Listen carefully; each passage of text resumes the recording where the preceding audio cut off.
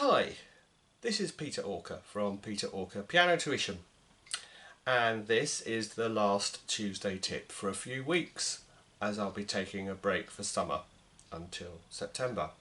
So don't worry, I will be back.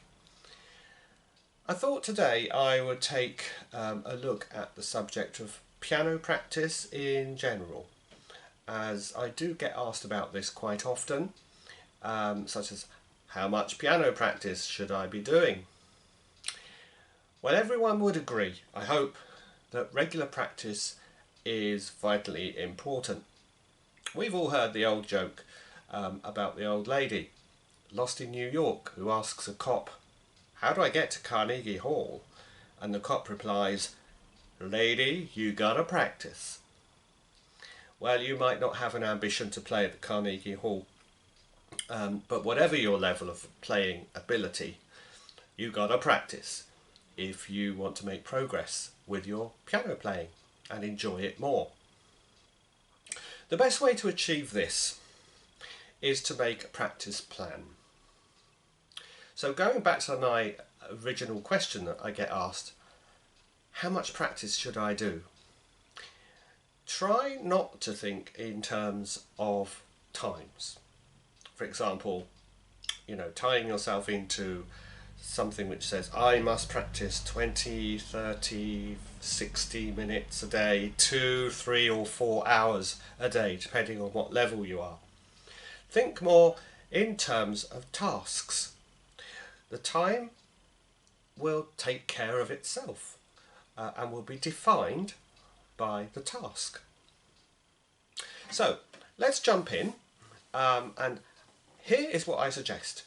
This is a tried and tested practice plan that you can carry out very easily and adapt to your own requirements.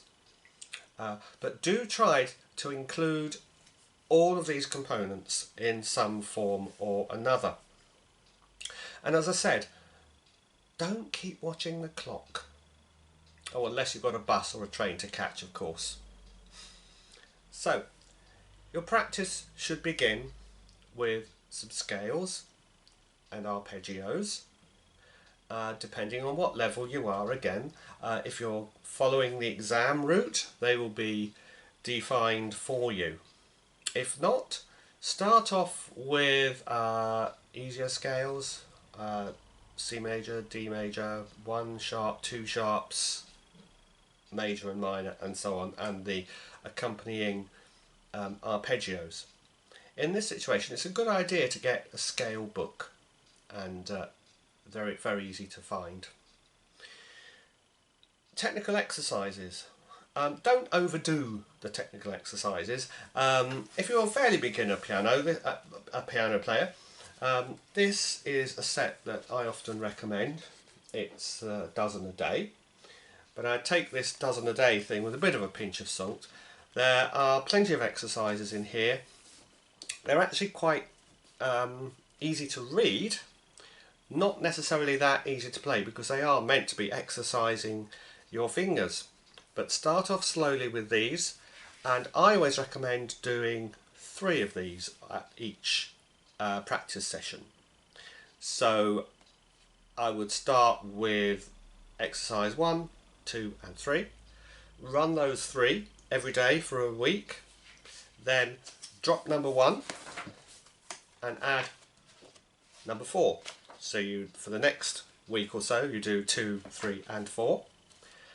And then after that, you get the idea, drop number 2, and your next series would be 3, 4 and 5, and so on through the book. But you don't need to play more than 3 out of those per day. But they're very good for people who are just a little bit beyond the basics of piano playing. As you go up through the levels, there are plenty of exercises available. This is probably the most well-known set, the infamous Hanon, which needs to be taken with a bit of a sort of government health warning, really. I mean, it is very densely written. There's a lot in there. In actual fact, you can achieve pretty much everything you need to with Hanon, with just a very restricted number of exercises. Probably just number 1 I use a lot, and the other one I use and recommend is, I'll find it in a minute, number 6 I think it is. Yeah, well, number 5 actually. Number 5. So number 1 and number 5 seems a shame to get a whole book just for 2 exercises, but actually you can find Hanon for free on the internet very easily, which you can just download, print off if you need to, or just keep on your device. Lots of people just play from iPads these days. This is a book that I used quite a bit when I was studying at music college many years ago now, and it's Geoffrey Tankard and Eric Harrison's book Piano Technique on an Hour a Day. That actually gives you a practice plan, which kind of goes against what I said earlier, because it gives you 1 hour of technical practice. Now I think that's excessive unless you are, you know, aiming to be the next Lang Lang or Yuja Wang, and you know you're really sort of solidly following this. Probably cut that down at least by half, or as I said, don't look at the time, just find some exercises that you like. That's still available. That's probably for the grade 6 plus up to diploma level and beyond for that. And this is another set of exercises which I can remember. This is the actual book that I can remember playing from when I was a teenager back in the 1970s, and it's Czerny 101 exercises, and they start off quite straightforward. They get harder and harder through the book, of course, until you've done all 101. And the nice thing about these is that some of them, not all of them, but some of them are actually quite tuneful and quite musical, and so they're kind of fun to play, and they make your technique training reasonably enjoyable to do. Because let's face it, hours of playing Hanon exercises, good though they are for your fingers, can be a little bit tedious. So that would be the first item on your practice plan. After that, as you be then fully nicely warmed up, is to work on some repertoire pieces. Now these are pieces which they might be, if you're doing exams again, you might be working on specific works.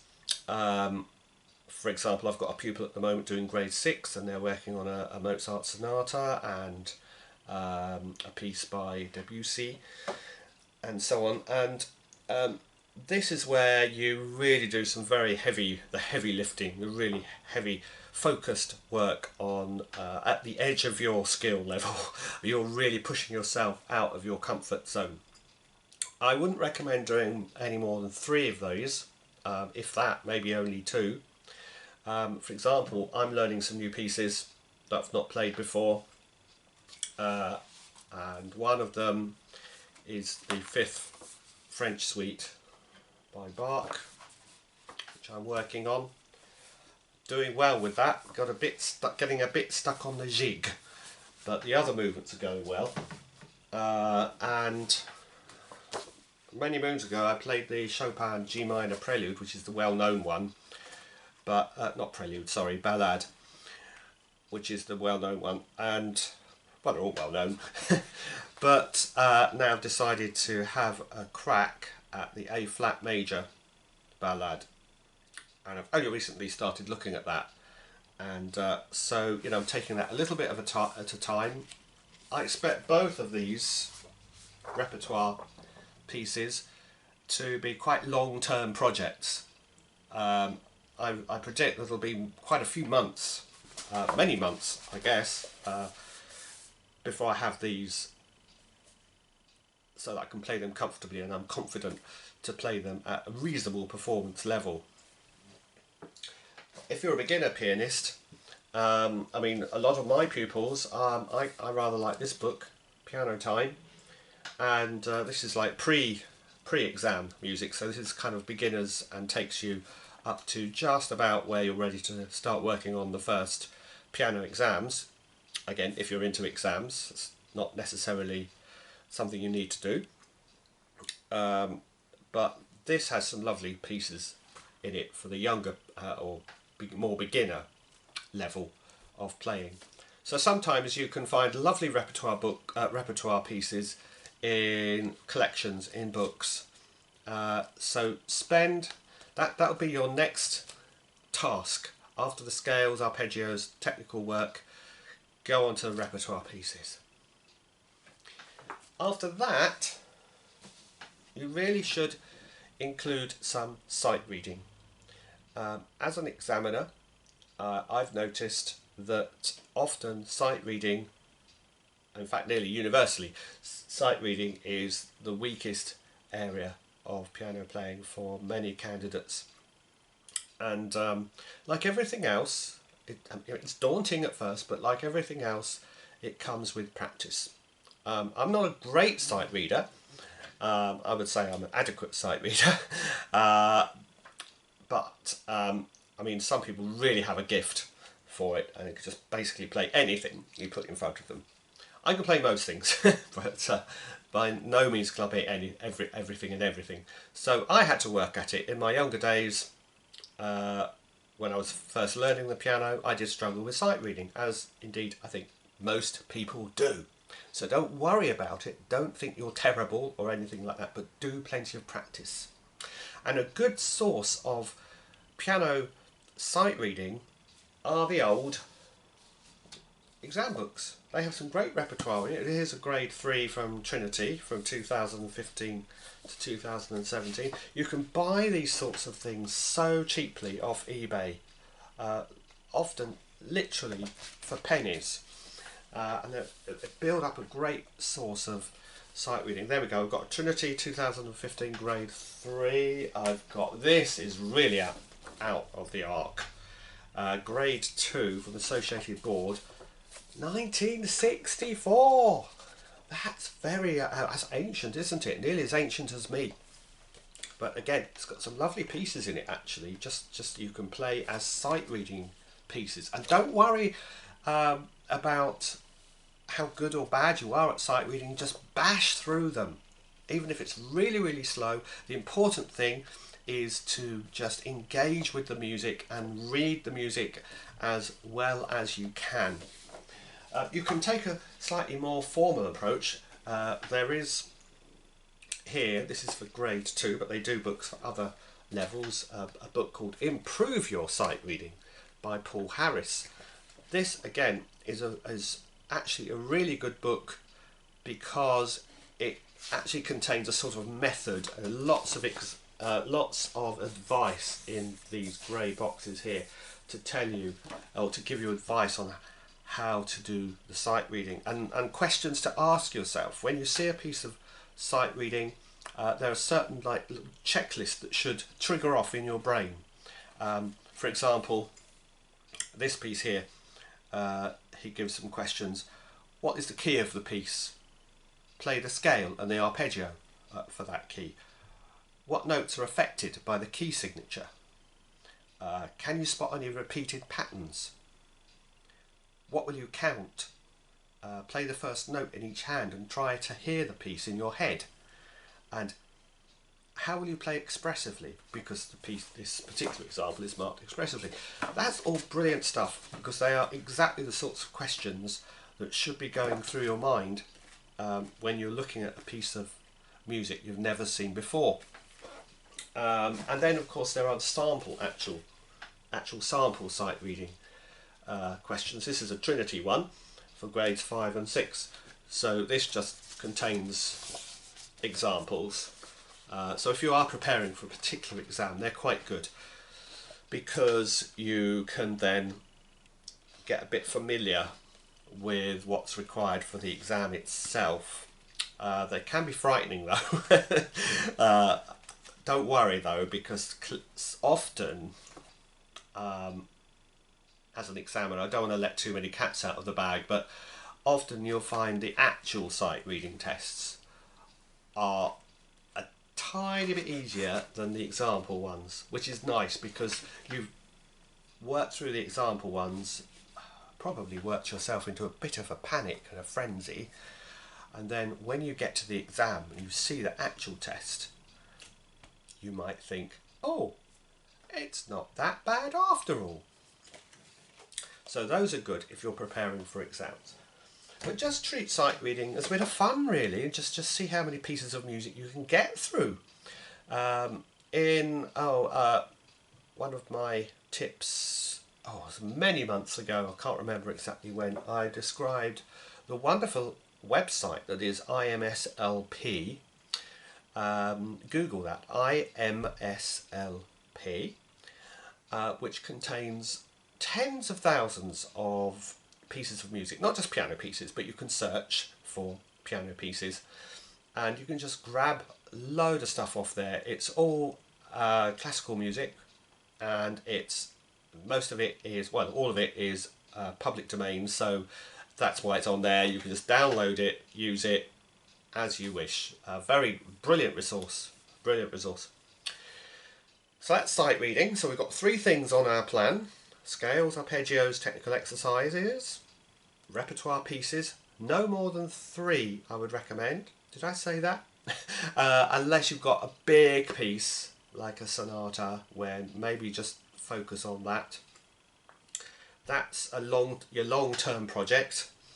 Some sight reading, and the 4th component, and I suppose in terms of physical exercise, this is the piano equivalent of the sort of winding down exercise you do at the end of your physical exercises when you sort of cool off. Choose a piece or a couple of pieces that you already know. They're already in your repertoire. You know you can play them well and confidently, and you enjoy playing them. Don't make it a piece that's too hard to play, so you can just kind of fling it off, really.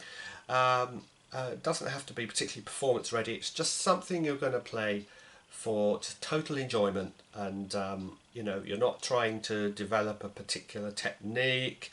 You're not trying to bash through something that's technically very difficult and artistically very difficult, not like your repertoire pieces. For instance, these are the sorts of things I do. Schumann, one of my favourite composers. Scenes from Childhood, I love that piece, and I just sometimes I just pick it up, play through the book, just for fun.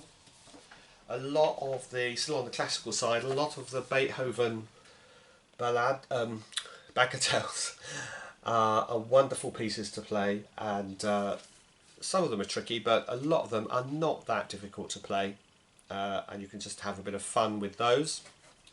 The really famous Beethoven piece that everyone knows, For Elise, is actually one of these. A lot of people don't realise that, but it's one of the bagatelles, and that's in this book as well, so that's all good. And sometimes I just play things like musical theatre songs. I mean, I've got this is something I love playing just for fun again. Wonderful musical, this, Bend It Like Beckham, based on the film. The musical's by Howard Goodall, who wrote the Blackadder theme tune and the Vicar of Dibley theme tune, that sort of thing. But he's also done some wonderful musicals. This was an amazing musical. Unfortunately, it didn't have that long a run in the West End.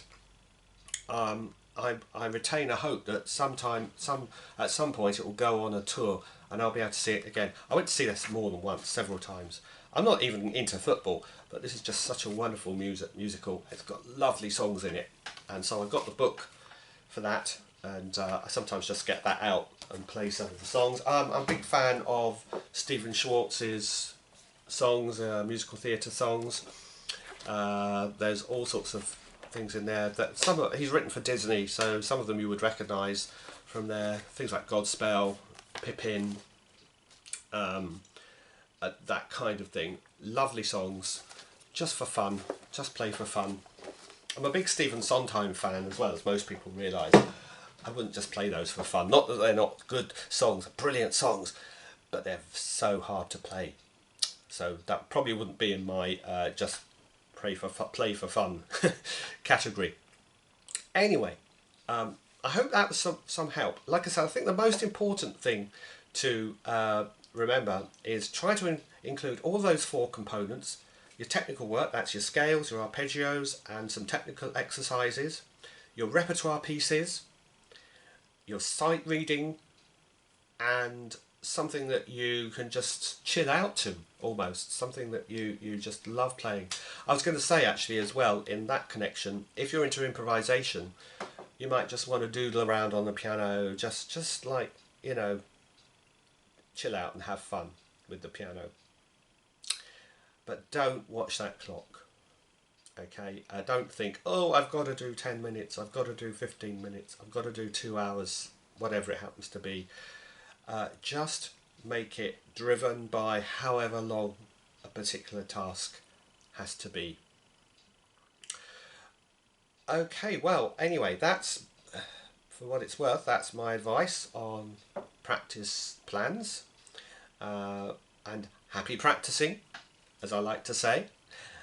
Thanks for watching today, and look out for the next Tuesday tip in September. And between now and then, have a wonderful summer and take care. Bye bye for now.